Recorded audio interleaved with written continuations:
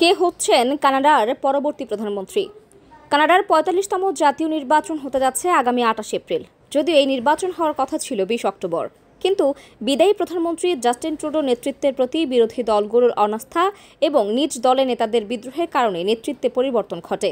ফলে mark Carney সংখ্যালঘু সরকারের নতুন প্রধানমন্ত্রী হন।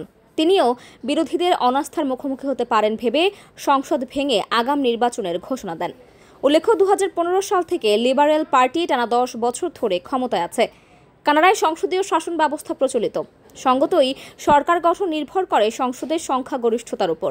৩৪৩টি আসনের মধ্যে সরকার গঠনের জন্য প্রয়োজন ১৭২টি আসন।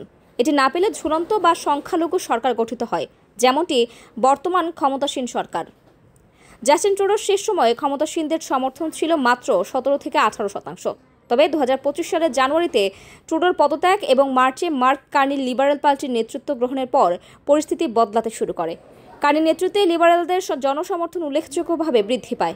মার্চে সিটি নিউজের একটি জরিপে দেখা যায় লিবারেলদের সমর্থন ৪০%, আর কনজারভেটিভদের ৩৭%। ধারণা করা হয় যুক্তরাষ্ট্রের প্রেসিডেন্ট ডোনাল্ড ট্রাম্পের কানাডার প্রতি বাণিজ্যিক হুমকি ও কার্নির দৃঢ় প্রতিক্রিয়া এই পরিবর্তনের পেছনে গুরুত্বপূর্ণ ভূমিকা পালন করে। ট্রাম্পের নীতির বিরুদ্ধে কার্নির কঠোর অবস্থান গ্রহণ কানাডিয়ানদের মধ্যে ইতিবাচক প্রতিক্রিয়া সৃষ্টি করে।